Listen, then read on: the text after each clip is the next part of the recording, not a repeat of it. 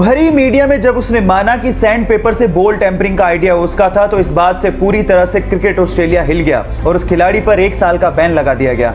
उस 1 साल में उसकी बहुत बदनामी हुई और उसे लगने लगा कि क्या वो कभी टेस्ट क्रिकेट खेल भी पाएगा, लेकिन क्रिकेट के लिए उसने अपने पैशन को कम नहीं होने दिया। फाइनली 2019 में इंग्लैंड के खिलाफ उसे एशेज खेलने का मौका मिला, लेकिन जैसे ही वो बैटिंग के लिए उतरा, वहां के लोगों ने उसे सैंड पेपर दिखाकर चीटर कहना शुरू कर दिया और रोते हुए मुखौटे लगाकर उसे चिढ़ाना शुरू कर दिया। लेकिन उसने आलोचकों को जवाब अपनी बैटिंग से दिया।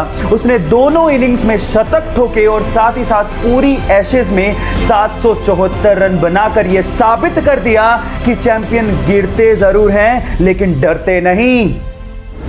जब वो पैदा हुआ तो उसके शरीर में 40 फ्रैक्चर्स थे। डॉक्टर्स ने कहा कि 2 दिन से ज्यादा तक जिंदा ही नहीं रह सकता, लेकिन वो कहते हैं ना, जाको राके साइया मार सके ना कोई, कुछ ऐसा ही हुआ, वो बच्चा जी गया। फिर डॉक्टर्स ने फाइनली उसका इलाज शुरू किया, लेकिन पेरेंट्स को कहा कि प्लीज आप अगले 6 महीने तक इसको हाथ मत लगाइएगा, क्योंकि उसको हाथ लगाती उसकी हड्डियां टूटने लगती थी। फाइनली ये 15 साल का लड़का, जिसके शरीर में टोटल 140 फ्रैक्चर है, जिंदा दिली की मिसाल है। वो अमेरिका का एक फेमस रैपर और एक मोटिवेशनल स्पीकर भी है। Yes, I am talking about Sparsha, जिसने एमिनेम के गाने आई एम नॉट अफ्रेड को उससे भी तेज गाकर रिकॉर्ड बना दिया, जिसको यूट्यूब पर अभी तक 14 मिलियन से ज्यादा हार्ट्स मिल चुके हैं। गाइस, यहां सीखने लायक बात यह है कि हालात कैसे भी हो, आपको जिंदगी जीने का जज्बा होना चाहिए, तब आप कुछ भी कर सकते हो। Thank you. वो हरियाणा में एक सरकारी कर्मचारी था। उसके बाद उसने रिटायरमेंट लिया, लेकिन रिटायरमेंट के बाद उसकी जिंदगी पूरी तरह से बदल गई। वो डिप्रेशन का शिकार रहने लगा। उसे physical problems, medical problems, mental problems तक होने लगी। 1.5 साल तक वो बेड पर ही पड़ा रहा और किसी के सहारे के बिना तो वो उठ भी नहीं सकता था। लेकिन उसके बाद उसने अपने दिमाग को समझाया, अपनी विल पावर को जगाया और आज वो बंदा 60 की उम्र में एक सीनियर एज रैंप मॉडल और एक एक्टर है।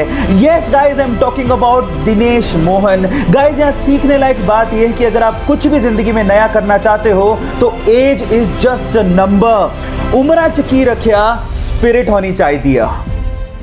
जेफ बेजोस दुनिया के सबसे अमीर लोगों में शुमार है इनका नाम।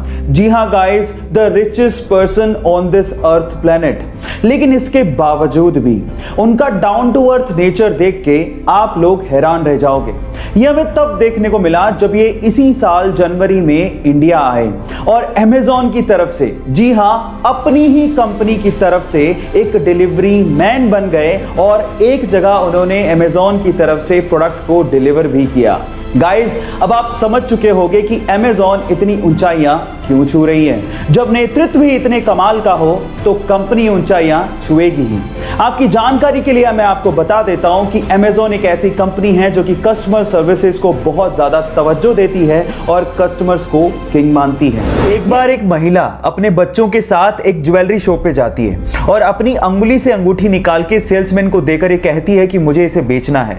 तो सेल्समैन अंगूठी देखने के बाद उस महिला से पूछता है कि आप इसे क्यों बेचना चाहते हैं। तो महिला जवाब देती है कि इस वक्त मुझे पैसों की सख्त जरूरत है और अंगूठी बेचने के अलावा मेरे पास कोई चारा ही नहीं है। यह सुनकर सेल्समैन का दिल भर जाता है और उसके बाद जितने पैसों की जरूरत उस महिला को थी, वो सेल्समैन उसे वो पैसे देता है। लेकिन आंखों से आंसू तब आ जाते हैं जब वो सेल्समैन उस रिंग को भी उस महिला को लौटा देता है। आप इस वीडियो में उस महिला के रिएक्शन उसके बाद देख सकते हैं। गाइस, इसे देख के लगता है कि इंसानियत आज भी जिंदा है। आपको ये इंसानियत का पैगाम कैसा लगा, लोगों के साथ शेयर जरूर करिएगा।